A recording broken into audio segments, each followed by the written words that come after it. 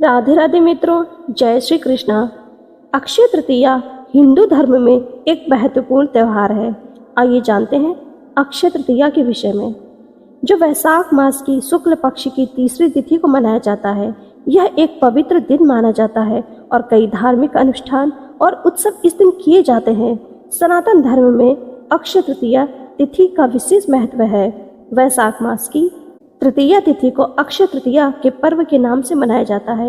इस पर्व से सनातन धर्म की अनेक कथाएं और घटनाएं जुड़ी हुई हैं। इस पर्व का संबंध जैन धर्म से भी है। यही वजह है कि अक्षय तृतीया को परम कल्याणकारी तिथि माना जाता है। इस तिथि को किए गए पूजा पाठ और दान का विशेष फल प्राप्त होता है। साधक के जीवन से सभी तरह के कष्टों का निवारण हो जाता है। आइए जानते हैं इस तिथि से विशेष क्या घटनाएं हैं। क्यों खास है अक्षय तृतीया का पर्व? ऐसी मान्यता है कि माँ लक्ष्मी धन और समृद्धि की देवी इसी दिन समुद्र मंथन से प्रकट हुई थी। इस दिन भगवान नर नारायण परशुराम जी और हयग्रीव जी का अवतरण हुआ। भगवान परशुराम भगवान विष्णु के छठे अवतार हैं, अतः इनका जन्म भी इसी दिन हुआ था। इस तिथि को ब्रह्मा जी के पुत्र अक्षय कुमार का जन्म हुआ। यह विश्वास है कि ब्रह्मा जी के पुत्र अक्षय कुमार का जन्म अक्षय तृतीया को हुआ था। इसी तिथि पर रावण के सौतेले भाई कुबेर जी को खजाना मिला। कुबेर को खजाना मिलने का मिथक हमें धन समृद्धि और संपत्ति के महत्व के बारे में याद दिलाता है। ऐसा माना जाता है कि उन्हें देवताओं का खजानेदार बताया गया है, जिन्होंने उन्हें अक्षय तृतीया के दिन यह पद प्रदान किया था। इस दिन सुदामा जी भगवान कृष्ण के द्वारकापुरी में मिले थे। यह एक पवित्र दिन माना जाता है और कई धार्मिक अनुष्ठान और उत्सव इस दिन किए जाते हैं। जैन धर्म के प्रथम तीर्थकर ऋषभदेव जी ने व्रत का पालन किया। कुछ ग्रंथों में यह उल्लेख है कि भगवान ऋषभदेव जी ने एक वर्ष का व्रत फाल्गुन मास की पूर्णिमा को पूर्ण किया और वैशाख मास की शुक्ल पक्ष की तृतीया तिथि को पारण किया। इसी तिथि से महाभारत ग्रंथ की रचना शुरू हुई। महाभारत ग्रंथ एक विशाल महाकाव्य है जिसमें 1 लाख से अधिक श्लोक है। ऐसा हो सकता है कि महाभारत की रचना अक्षय तृतीया के दिन शुरू हुई हो, लेकिन इस दावे का समर्थन करने के लिए कोई ठोस सबूत नहीं है। इसी तिथि से सतयुग और त्रेता युग की शुरुआत हुई थी। हिंदू धर्म में 4 युग माने जाते हैं: सतयुग, त्रेता युग, द्वापर युग और कलयुग। ये विश्वास है कि अक्षय तृतीया के दिन सतयुग और त्रेता युग की शुरुआत हुई थी। यह लोकप्रिय धारणा है। द्वापर युग का समापन अक्षय तृतीया की तिथि को हुआ। कुछ ग्रंथों में यह उल्लेख है कि द्वापर युग का समापन महाभारत युद्ध के बाद हुआ था, जो अक्षय तृतीया के कई दिनों के बाद हुआ था। अन्य ग्रंथों में यह उल्लेख है कि द्वापर युग का समापन धीरे धीरे हुआ था, एक विशिष्ट तिथि पर नहीं। आदि शंकराचार्य जी ने कनकधारा स्तोत्र की रचना की। कनकधारा स्तोत्र की रचना कब और कहाँ हुई, इस बारे में अलग अलग मत हैं। कुछ विद्वानों का मानना है कि यह स्तोत्र 8वीं शताब्दी में रचा गया था, जब आदि शंकराचार्य जी भारत में घूम रहे थे। इसी तिथि को महाभारत युद्ध का समापन हुआ। ग्रंथों में यह उल्लेख मिलता है कि युद्ध अक्षय तृतीया के आसपास के समय में समाप्त हुआ था, लेकिन यह स्पष्ट नहीं है कि युद्ध किस तिथि को समाप्त हुआ था। अक्षय तृतीया से ही 4 धाम यात्रा शुरू होती है। हिंदू धर्म में यह मान्यता है कि भगवान विष्णु ने सतयुग की शुरुआत अक्षय तृतीया के दिन की थी। 4 धाम बद्रीनाथ, केदारनाथ, गंगोत्री और यमुनोत्री भगवान विष्णु के विभिन्न रूपों से जुड़े पवित्र तीर्थ स्थल हैं।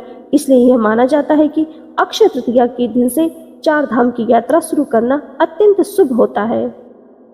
सिर्फ इसी तिथि को होते हैं श्री बांके बिहारी जी के चरण दर्शन। पौराणिक कथाओं के अनुसार श्री बांके बिहारी जी अक्षय तृतीया के दिन ही पहली बार प्रकट हुए थे, इसलिए यह दिन उनके लिए विशेष रूप से महत्वपूर्ण माना जाता है। श्री बांके बिहारी जी का मंदिर 17वीं शताब्दी में बनाया गया था। उस समय से अक्षय तृतीया के दिन उनके चरण दर्शन की परंपरा शुरू हुई थी। अक्षय तृतीया तिथि से इस तरह की घटनाएं विशेष रूप से जुड़ी हुई हैं। यही वजह है कि अक्षय तृतीया तिथि को महापर्व के रूप में मनाया जाता है। इस तिथि को शास्त्रों में विशेष तिथि माना जाता है। इस दिन किए गए कार्यों में शुभता बनी रहती है। यही वजह है कि नूतन गृह प्रवेश, व्यापार का शुभारंभ, खरीदारी करना विशेष फलदायी माना जाता है। इस महापर्व पर हमें भगवान श्री लक्ष्मी नारायण का पूजन करने के साथ पितरों की मुक्ति के लिए तर्पण पिंड दान भी करना चाहिए। भगवान और पितरों की कृपा से घर परिवार में सुख शांति समृद्धि का वास होता है। साथ ही श्री हरि के वैकुंठ लोक में स्थान प्राप्त होता है। अक्षय तृतीया के दिन सोने चांदी की चीजें खरीदी जाती हैं। इससे बरकत आती है।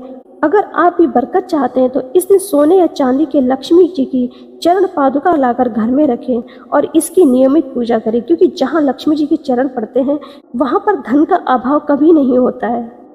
अक्षय तृतीया के दिन केसर और हल्दी से देवी माँ लक्ष्मी की पूजा करें। आर्थिक परेशानियों से लाभ मिलता है। अक्षय तृतीया के दिन घर में पूजा स्थान में एकाक्षी नारियल स्थापित करने से देवी लक्ष्मी की कृपा प्राप्त होती है। इस दिन स्वर्गीय आत्माओं की प्रसन्नता के लिए जल, कलश, पंखा, खड़ाऊ, छाता, सत्तू, ककड़ी, खरबूजा आदि फल, शक्कर, घी आदि ब्राह्मण को दान करने चाहिए। इससे पितरों की कृपा प्राप्त होती है। इस दिन गौ, भूमि, तिल, स्वर्ण, घी, वस्त्र, धान्य, गुड़, चांदी, नमक, शहद और कन्या, ये 12 दान का महत्व है। जो भी भूखा हो वह अन्न दान का पात्र है। जो जिस वस्तु की इच्छा रखता है, यदि वह वस्तु उसे बिना मांगे दे दी जाए तो दाता को पूरा फल मिलता है। सेवक को दिया दान 1/4 फल देता है। कन्यादान इन सभी दानों में सर्वाधिक महत्वपूर्ण है, इसलिए इस दिन कन्या का विवाह किया जाता है। अक्षय तृतीया पर दान देने वाला सूर्य लोक को प्राप्त होता है। इस तिथि को जो व्रत करता है वह रिद्धि, सिद्धि एवं श्री से संपन्न होता है। इस दिन किए गए कर्म अक्षय हो जाते हैं। अतः इस दिन विष्णु सहस्त्र नाम का पाठ करें। दरअसल अक्षय तृतीया के दिन विष्णु भगवान के छठे अवतार परशुराम का जन्म हुआ था। ऐसे में इस दिन विष्णु सहस्त्र नाम का पाठ करना चाहिए। ऐसा करने पर आप पर भगवान विष्णु की विशेष कृपा बनी रहेगी। राम रक्षा स्तोत्र का करें पाठ।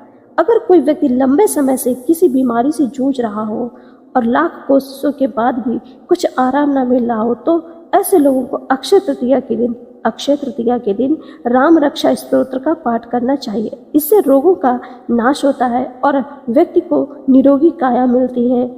पितरों की मुक्ति के लिए अगर किसी व्यक्ति के पितरों को मुक्ति नहीं मिल पाई है और वह परेशान कर रहे हैं तो ऐसे में अक्षय तृतीया के दिन पितरों के नाम से दान तर्पण करना चाहिए। पवित्र गंगा स्नान करना चाहिए। इस दिन अगर पितरों के नाम से श्राद्ध कर सके तो यह और भी लाभकारी होगा और शास्त्रों में इसका विशेष महत्व भी है। पवित्र नदियों में करें स्नान। अक्षय तृतीया के दिन गंगा या फिर किसी भी पवित्र नदी में स्नान करने का खास महत्व माना गया। प्रिय श्रोताओ, आप भी अक्षय तृतीया का विशेष लाभ उठाइए। आप सभी पर माँ लक्ष्मी की कृपा बनी रहे। आप सभी का जीवन मंगलमय हो। प्रिय श्रोताओ, अगर आपको ये जानकारी पसंद आए तो लाइक अवश्य करिएगा। राधे राधे मित्रों, जय श्री कृष्ण।